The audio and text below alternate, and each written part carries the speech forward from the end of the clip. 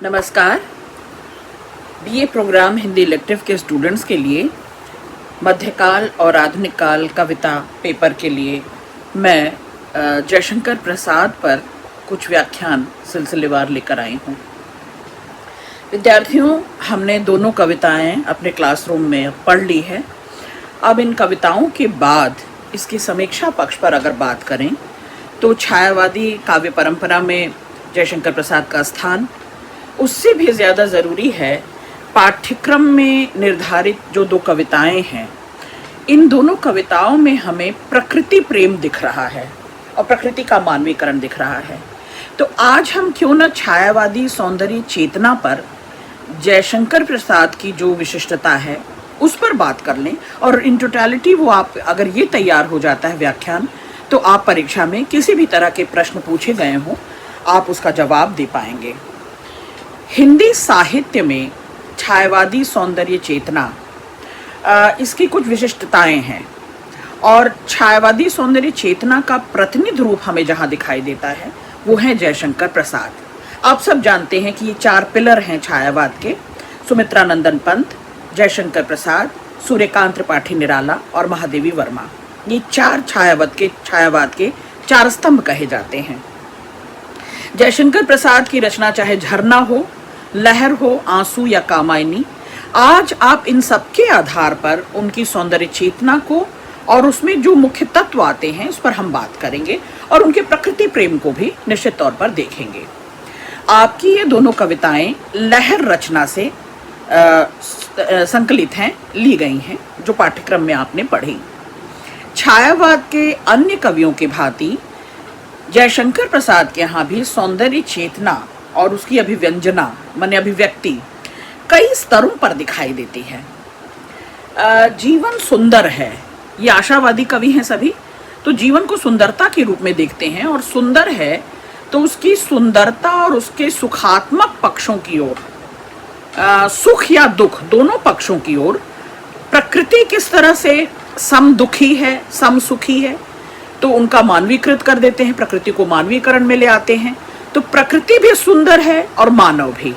स्त्री तो सबसे सुंदर है, नारी सबसे सुंदर है, और नारी के हृदय में उठने वाले भाव अति सुंदर हैं। तो मानव सौंदर्य सभी छायावादी कवियों की नजर में सर्वोच्च स्तर पर है और सबसे सुंदर है। ठीक, जयशंकर प्रसाद के यहाँ सौंदर्य के भाव पक्ष को सेंट्रिक आइडिया बनाया गया है। हर रचना में आप देखेंगे कि सौंदर्य का जो भाव पक्ष है, संवेदन पक्ष है, वो सबसे महत्वपूर्ण है, तो वो उसको केंद्रीय महत्व मिलता है। नारी का सौंदर्य भी उन्हें सुंदर भावों की अभिव्यक्ति की तरह लगता है। कामायनी में जयशंकर प्रसाद लिखते हैं, हृदय की अनुकृति बाह्य उदार, एक लंबी काया उन्मुक्त। तो जयशंकर प्रसाद के यहाँ नारी सौंदर्य प्रस्तुत है, उसमें कोई फैब्रिकेशन नहीं, कोई बनावट नहीं, दिखावट नहीं, बल्कि वो गूढ़ सौंदर्य है, वो प्राकृतिक रूप में सुंदर है, वो नैसर्गिक रूप में सुंदर है। तो स्त्री नैसर्गिक रूप में ही सुंदर है, अपनी गहराई में, और उसका सौंदर्य जो है, उसकी भावों की अभिव्यक्ति जो है वो और सुंदर है। जयशंकर प्रसाद के यहाँ आप देखेंगे कि कहीं भी नग्नता या अश्लीलता नहीं दिखाई देती। नारी के का सौंदर्य जो है, जो तमाम उपमानों से सजाया जाता है, उसमें किसी तरह का उत्तेजना का भाव आप नहीं देखेंगे। प्रेम को और विशेष तौर पर श्रृंगार के संयोग पक्ष को उद्दाम रूप या उत्तेजक रूप कहीं आप देखने को नहीं पाएंगे, बल्कि श्रद्धा का भाव जगाती है स्त्री। स्त्री का सौंदर्य श्रद्धा में है, श्रद्धा का भाव जगाती है। कामायनी में वो कहते भी हैं, नारी तुम केवल श्रद्धा हो। तो प्रसाद के यहाँ नारी हो, और नारी से भी बढ़कर पूरी समूची सृष्टि अगर बात करें, मानव सौंदर्य की बात करें, तो मानव सौंदर्य के अलावा प्रकृति के अनुपम सौंदर्य का भी दर्शन होता है। तो हम इस व्याख्यान में विद्यार्थियों जयशंकर प्रसाद की सौंदर्य चेतना के बहाने जो मानव सौंदर्य है यानी नारी सौंदर्य, और प्रकृति सौंदर्य, प्राकृतिक संसाधनों से कैसे प्रकृति सुंदर दिखाई देती है, इस पर फोकस रहेंगे। प्रसाद के यहाँ मानव सौंदर्य और प्रकृति सौंदर्य अपने विराट रूप में, अपने नैसर्गिक रूप में दिखाई देता है और छायावादी सौंदर्य चेतना का प्रतिनिधित्व प्रसाद कर रहे हैं। प्रसाद के यहाँ प्रकृति के प्रति गहरी भावुकता है। अपनी संवेदना वो हमेशा प्रकृति से जोड़ते हैं और कहते हैं कि प्रकृति के यौवन का श्रृंगार करेंगे कभी न बासी फूल, मिटेंगे वे आकर अतिशीघ्र, आह उत्सुक है उनकी धूल। तो बासी फूल कभी भी प्रकृति के यौवन का श्रृंगार नहीं करेंगे। प्रकृति नित नूतनता में सुंदर है, प्रकृति अपने नित परिवर्तन में सौंदर्य बिखेरे हुए, सौंदर्य छटा बिखेरे हुए है। तो जितनी प्रकृति सुंदर है, स्त्री उससे अधिक सुंदर है, और स्त्री के मनोभाव चाहे वो दुखात्मक हो या सुखात्मक हो, वे और सुंदर हैं अपने नैसर्गिक रूप में। तो प्रसाद के यहाँ प्रकृति कई बार इतनी सुंदर हो जाती है कि उसके आगे स्त्री भी मध्यम पड़ जाती है, मानव सौंदर्य भी कभी कभी फीका नजर आता है। आपने जो 2 कविताएं पढ़ी, चाहे हिमालय के आंगन में या बीती विभावरी जागरी, आपके पाठ्यक्रम में ये 2 कविताएं संकलित हैं। इन दोनों कविताओं में आप प्रकृति का मानवीकरण देखते हैं। हिमालय के विराट आंगन में आप अपने अतीत का गौरवगान कर रहे हैं। तो प्रकृति बहुत सुंदर है, वो मानव से कहीं अधिक, मतलब मानव का सौंदर्य उसके आगे फीका हो जाता है, यही कहना चाहती थी। तो ये सौंदर्य चेतना जो है, ये निराला के यहाँ भी है और सुमित्रा नंदन पंत के यहाँ भी है। प्रकृति के कण कण में सौंदर्य का दर्शन प्रसाद करते हैं। समरस थे जड़ या चेतन, सुंदर साकार बना था, चेतना एक विलसती, आनंद अखंड घना था। तो समग्र रूप में आप ये कह सकते हैं कि प्रसाद की सौंदर्य चेतना ऐसे नजरिए को दिखाती है, ऐसे दृष्टिकोण का प्रतिपादन करती है जहां सौंदर्य की सारी स्थूलताएं नष्ट हो जाती हैं। बाह्य कुछ नहीं, मांसल कुछ नहीं, फैब्रिकेटेड कुछ नहीं, बनावटी दिखावटी कुछ नहीं, उसके सूक्ष्म पक्ष यानी सौंदर्य के सूक्ष्म पक्ष को उजागर करने में, चाहे वो स्त्री का सौंदर्य हो, मानव सौंदर्य हो, और चाहे प्रकृति सौंदर्य हो, प्रसाद उसके सूक्ष्म तत्व को उजागर करते हैं। तो आप छायावादी गुण देख रहे हैं, विशेषता देख रहे हैं, स्थूल के प्रति सूक्ष्म का विद्रोह। स्थूल जो कुछ है, जड़ जो है, मांसल जो है, पार्थिव जो है, जयशंकर प्रसाद के यहाँ सुंदरता पार्थिव नहीं है, जड़ नहीं है, स्थूल नहीं है, अपनी सूक्ष्मता में वो सबसे सुंदर है। चलिए आगे बढ़ते हैं। जयशंकर प्रसाद के जीवन और काव्य का प्राण तत्व है प्रेम और सौंदर्य। याद रखिएगा, प्रेम और सौंदर्य ही उनका सेंट्रिक आइडिया होता है, उनकी कविताओं का, उनकी रचनाओं का केंद्रीय विषय वस्तु जिसे तुम कहते हो। या हम ऐसा भी कह सकते हैं कि उनका समूचा साहित्य इसी चेतना से आत्मस्फूर्त है, इसी चेतना से भरा हुआ है। शैव दर्शन और चित्ती की अवधारणा को अपने दर्शन का केंद्र बनाकर उन्होंने प्रेम के मानवीय स्वरूप को इतना व्यापक बना दिया कि वह अलौकिक तक की यात्रा कर रहे हैं। वे मानवीय सीमाओं को जोड़कर एक परिधि बनाते हैं जहां चेतना अखंड, धीरे धीरे अखंड होकर बढ़ने लगती है, विकसित होने लगती है और नए सरोकारों से जुड़ जाती है। इसीलिए राष्ट्र प्रेम में भी परिवर्तित होती है। जयशंकर प्रसाद की सारी रचनाएं अपने इतिहास का, अपने अतीत का, भारतीय संस्कृति और सभ्यता का गौरवगान करती हुई दिखाई देती हैं। आपके पाठ्यक्रम में हिमालय के आंगन में कविता में पढ़ा चुके हूँ। तो ये प्रेम का घनीभूत रूप है, माने स्वप्रेम, निज प्रेम, स्वांतः सुखाय, बहुजन हिताय हो जाए। यानी स्वप्रेम, समाज प्रेम, कुटुंब प्रेम, और यही प्रेम धीरे धीरे बढ़ता विराट रूप लेता हुआ, नए सरोकारों से जुड़ता हुआ, घनीभूत होकर राष्ट्र प्रेम में परिवर्तित हो जाए। ठीक है, आगे बढ़ती हूँ। प्रसाद के प्रेम निरूपण में त्याग है, बलिदान का स्वरूप मौजूद है। उनकी चेतना में आप देखेंगे कि वेदांत का आनंदवादी दर्शन, फलसफा देते हैं, आनंद, परमानंद, चरम आनंद, ये दर्शन मौजूद है। गीता का निष्काम भाव मौजूद है, मतलब निष्काम कर्म करते जाओ, फल की चिंता न करो। तो निष्काम मतलब निस्वार्थ, तो ये भी विद्यमान है। और कहीं ये कारण होगा कि प्रेम, दर्शन और सौंदर्य भाव दोनों ही अपने समय के सोच संकोच से मुक्त होकर कहीं आध्यात्म से जयशंकर प्रसाद जोड़ते हैं, देवत्व को धारण कर लेते हैं, जिसके कारण प्रेम लौकिक तो है, मतलब पारलौकिक नहीं होता, प्रेम यहीं उपजता है, यहीं बढ़ता है, विकसित होता है, लेकिन वो चेतना में जो बैठा प्रेम का भाव है वो विराट होते होते होते परमानंद, चरम आनंद, और वो परमानंद कौन है? परमात्मा स्वरूप है, तो उनसे जाकर कहीं मिल जाता है, उसमें विलय हो जाता है। चलिए इसे थोड़ा और आसान करती हूँ। इनके तमाम जो प्रेम के रूप हैं, श्रद्धा है, विश्वास है, आस्था है, ये सब प्रसाद के यहाँ समरसता की स्थिति में आकर प्रेम के क्षितिज तक पहुंचते हैं। जयशंकर प्रसाद की चेतना में प्रेम और सौंदर्य के साथ साथ काम का समावेश भी दिखाई देता है। काम को भी वो महिमा मंडित करते हैं। काम मतलब विषय वासनाएं, इच्छाएं। यही सृष्टि की समूची क्रियात्मक घटनाओं का भी प्रेरक है। प्रसाद को पढ़ने पर ऐसा आभास होगा विद्यार्थियों कि उनके मानस में, यानी उनके दृष्टिकोण में, उनके नजरिए में प्रेम ही संस्कृति की विशिष्टता है। प्रेम, आस्था, श्रद्धा, विश्वास वही सृष्टि की नियामक सत्ता है, प्रेम। इसलिए प्रसाद जब जब भारतीय संस्कृति की बात करेंगे तो प्रेम के आंतरिक लय की बात करते हैं, उसके ताने बाने की बात करते हैं। हम कह सकते हैं कि प्रसाद के यहाँ उनकी कविताओं में प्रेम का आख्यान, फिर वो मानव प्रेम हो या प्रकृति प्रेम हो, याद रखिएगा, यानी आत्मा की आत्मवेदना, काव्य वेदना, इसमें कोई अंतर फांक कोई दिखाई नहीं देता जयशंकर प्रसाद की कविताओं में।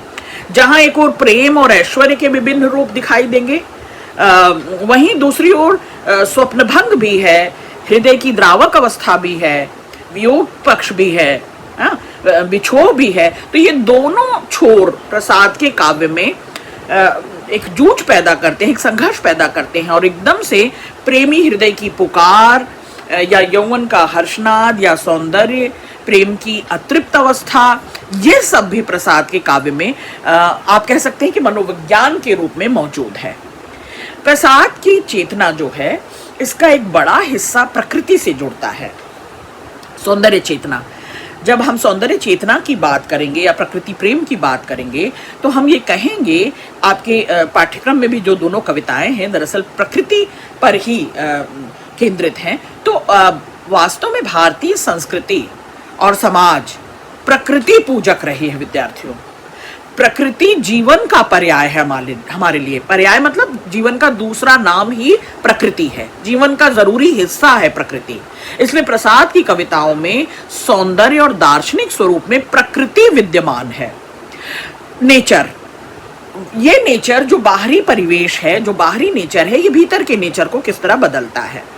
यदि प्रकृति का कोई रूप सौंदर्य हृदय को प्रभावित करता है तो बाद में उसकी अनुपस्थिति की पीड़ा, उसके वियोग बिछोह की कसक, टीस, यह सब भी प्रसाद की प्रकृति की चेतना में आप देख सकते हैं। जैसे वो याद करते हैं अतीत को, अतीत कितना सुखद था, मनोहारी था, वे कुछ दिन कितने सुंदर थे जब सावन घन सघन बरसते इन आंखों की छाया भर थे, वे कुछ दिन कितने सुंदर थे। तो इस तरह कलात्मक सौंदर्य की भी अभिव्यक्ति प्रसाद के काव्य में दिखाई देती है। कलात्मक सौंदर्य कह रही हूं अगर, तो उसका मतलब क्या है कि भाषा की विदग्ध अवस्था, कवि का कलात्मक सौंदर्य उसकी रचना प्रक्रिया की सबसे बड़ी कसौटी है।